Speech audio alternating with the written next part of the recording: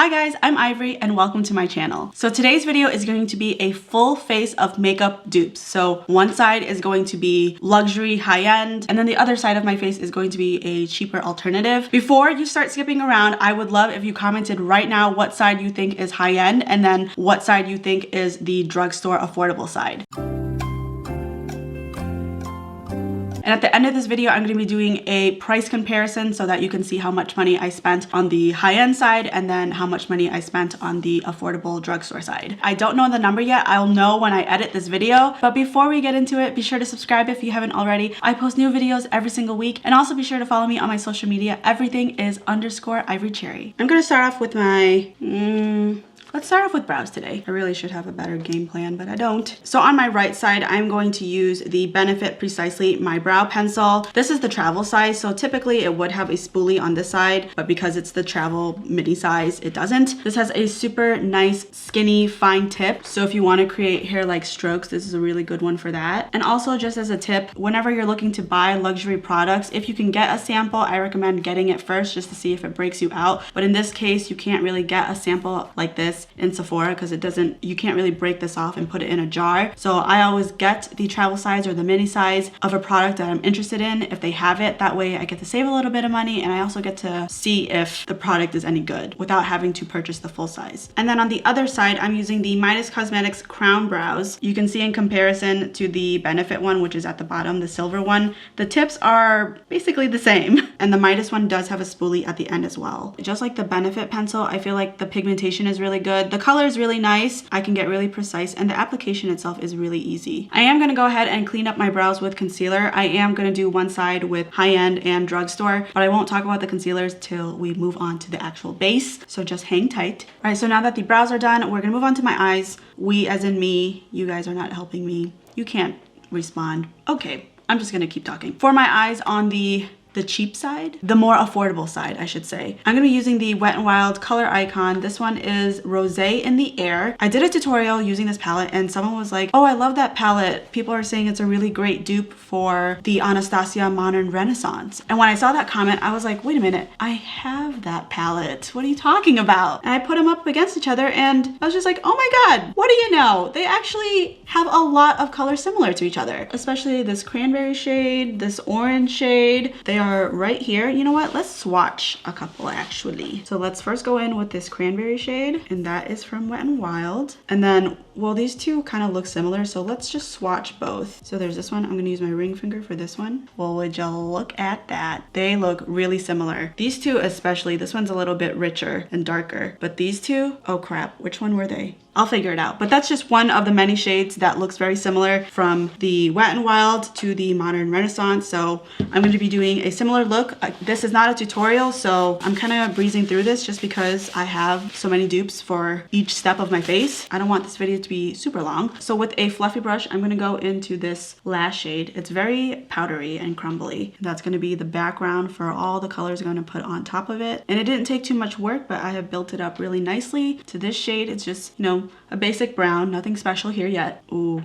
You know what? I'm going to keep track of the brushes and lay them next to each palette so that I'm not mixing colors. I'm going to take another fluffy brush and I'm going to go into the shade Burnt Orange. These are actually really dusty and powdery as well. I don't really mind it, but I just wanted to make note of that. And I feel like this is blending out a little bit better than this side. You know, the thing about dupes is even though the quality might not be the same, you have to think about what is important to you because I personally don't mind putting in the work. Like this wasn't that hard. I'm just saying this is a little bit easier, but the money that I save from buying a cheaper palette is worth it to me. So when I say dupe, I mean they look very similar, but the quality and the work that you put into the shadows or just whatever products you're working with may not be identical. Okay, right now, even though it's one shade, they look basically the same. Can you even tell a difference? No, I didn't think so. I'm gonna take my Sigma E44 brush. I'm gonna go into this brick brown red. I'm gonna put that on the outer V. I am not looking forward to all the brushes that I have to wash after this. And then with a similar brush, I'm gonna go into the shade Red Ochre and do the same motion. Wow. Okay, this side, I get color pigment right away. And then on the lid with my finger, I'm gonna go in with this golden shade. I'm gonna keep this look pretty tame. I'm so happy, like soft glam and neutral palettes are coming back out. I'm just ahead of the wave because I knew neutrals would come back and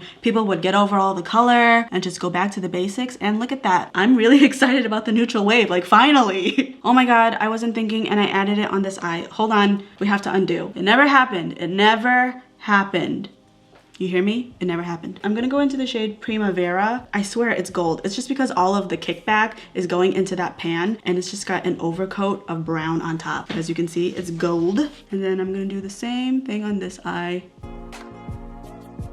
On this side of my face, I am using the Maybelline Master Prime. This is the Blur and Pore Minimize one. It leaves a very nice, smooth, velvety finish to the face. And then on this side, I'm using the Smashbox Photo Finish. You can see through the packaging that they look very similar. A lot of brands try to copy this one in terms of packaging and just the texture. I will say that the Smashbox one is a little bit thicker. It does feel a little bit more pore filling, but after it's all over my face and then I go in with my fingers and they feel pretty much the same. Like it's just a nice velvety smooth finish. The tiny difference in the smoothness of this one isn't enough for me to keep repurchasing it. I'd rather just get a cheaper alternative. For foundation on the high-end side, I am going in with the Urban Decay Stay Naked. I have raved about this foundation in so many videos. The coverage is so good for it being so lightweight. The one drawback I have about this foundation is that I have to use a little bit more product than I normally would with all my other foundations, but the wear time is so good that I'm okay with it. I'm not mad at it at all. This is light for me. This is, I believe 50, yep, 50 WY. I think I would go up a shade. I think 51 would be way better. But typically with this foundation, I just mix in a little bit of a darker foundation that I already have. But I think that would be cheating today. As you can see on this side, even with one layer, it's not set. It looks really matte. There's no shine. This foundation, I will reiterate again, it is for oily skin. If you have any type of dry patch or dry skin, it's gonna cling onto it because even when I did a wear test with this, I had dry patches in my nose and it looked really flaky and crusty. If you're like me and you have acne and you know sometimes you pick at it and then it scabs over and then that scabby part is like gross, it's gonna cling on to that. So either moisturize really well before you add this foundation. Otherwise, if you just have naturally like flaky skin, good luck with this one.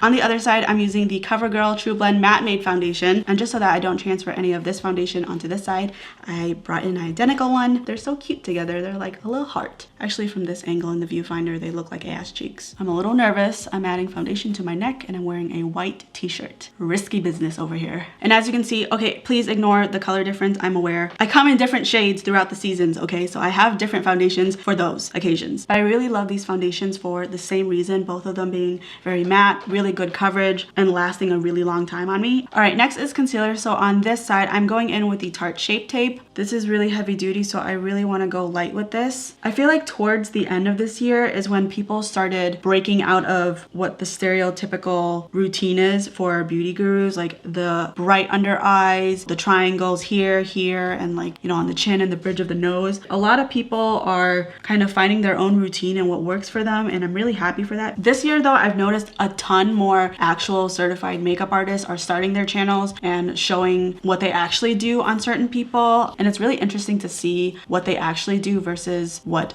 beauty YouTubers do. And I mean beauty YouTubers like not really certified to do makeup, just kind of like makeup enthusiasts. I mean, there are definitely some overlaps, but on the other spectrum, there are some things that I didn't know that are just, they're blowing my mind. Okay, so we're on concealer. On this side, I am using the Flower Light Illusion Full Coverage Concealer. This stuff is so good. The coverage is absolutely amazing. This is not the right color for me, but the coverage is comparable to the Shape Tape. The blendability is really nice. Oh shoot, I didn't switch beauty sponges. Okay, I'm sorry.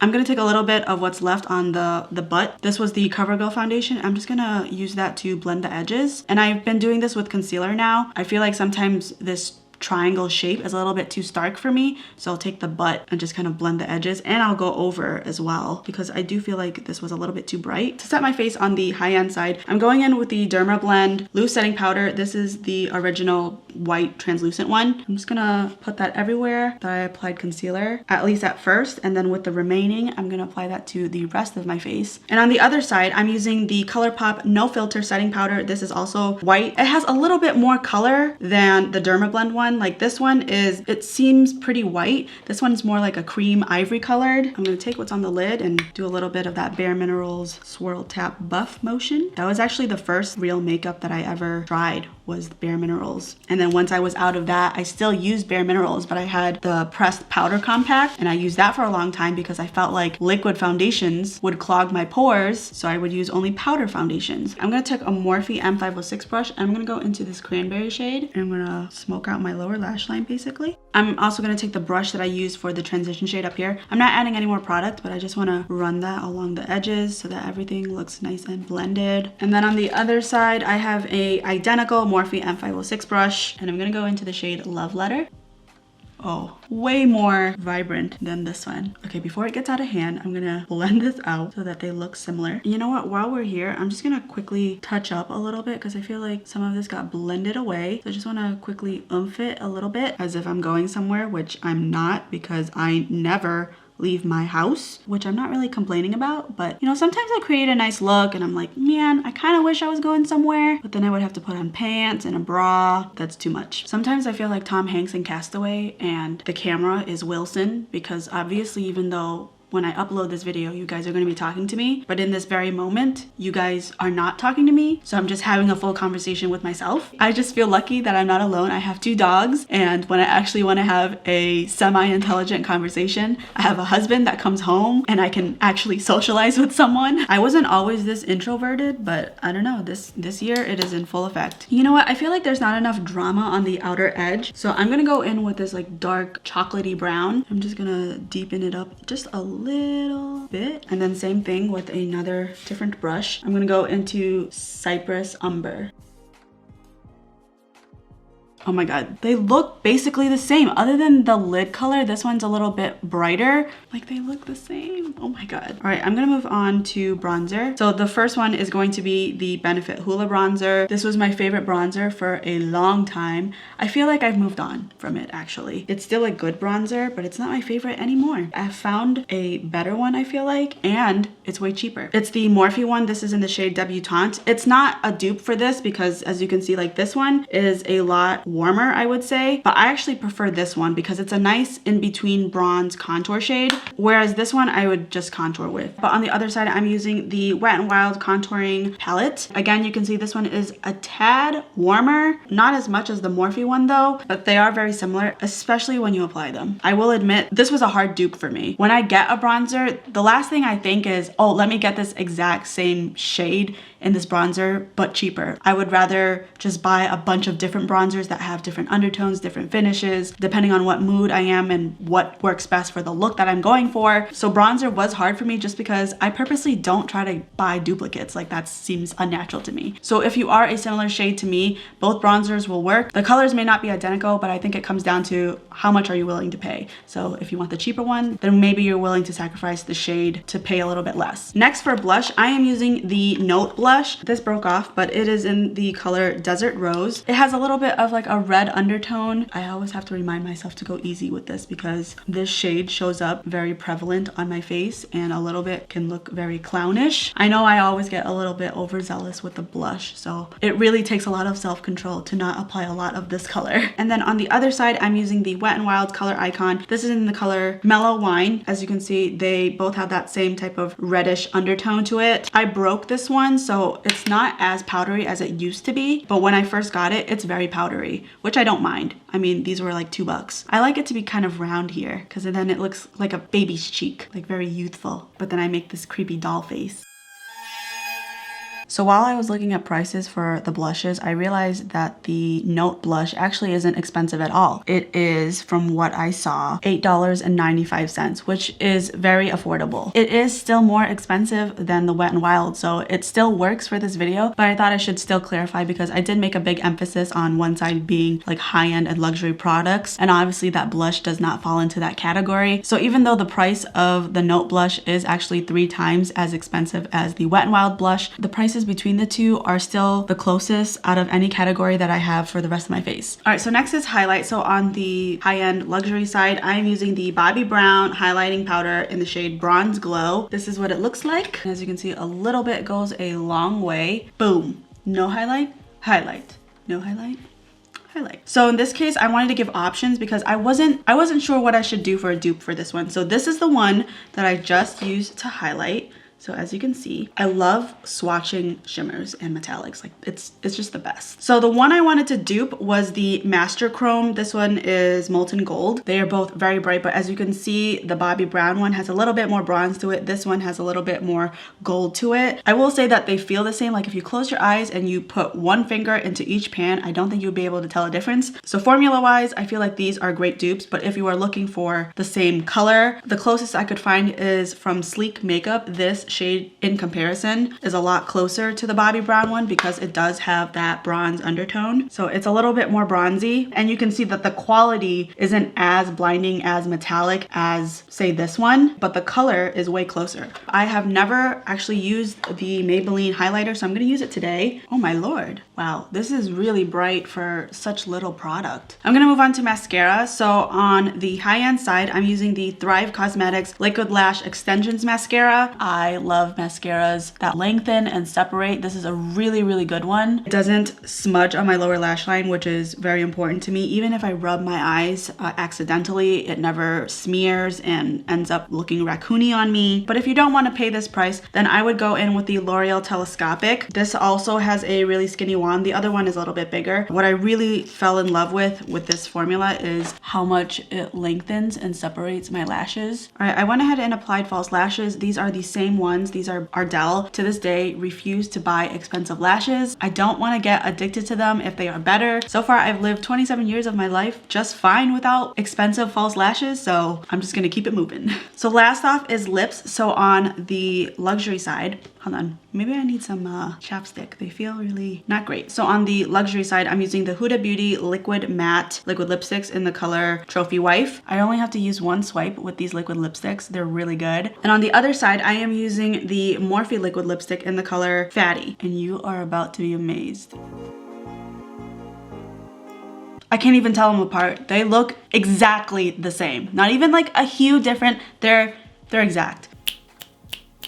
All right, guys, this is the completed look. I don't know how much you save on this side versus the high-end side. Maybe editing Ivory will pop in and she'll be able to tell you. All right, so I have calculated the prices for each of the sides. Before I tell you the prices, I just want to say that I just went on Ulta and I typed in the product. If they had the product, I wrote down the price that was on Ulta. And if they didn't have that product, I went to the official website. With that in mind, the high-end luxury side came out to be $327.95. And on the drugstore affordable side, the total came out to be $95, which means that that side gave a $232.95 savings, which also equates to a 71% in savings. Bravo, bravo. I never compared the makeup side by side, so this was a first for me, but I hope that this shows that you do not need to be purchasing high-end luxury makeup when there are drugstore dupes or something very similar for a way more affordable price point. So that is it for this video. I hope that you enjoyed, and if you did, don't forget to like it and feel free to comment down below what other types of videos you'd like to see from me. Thank you so much for watching, and I will see you in my next one. Bye.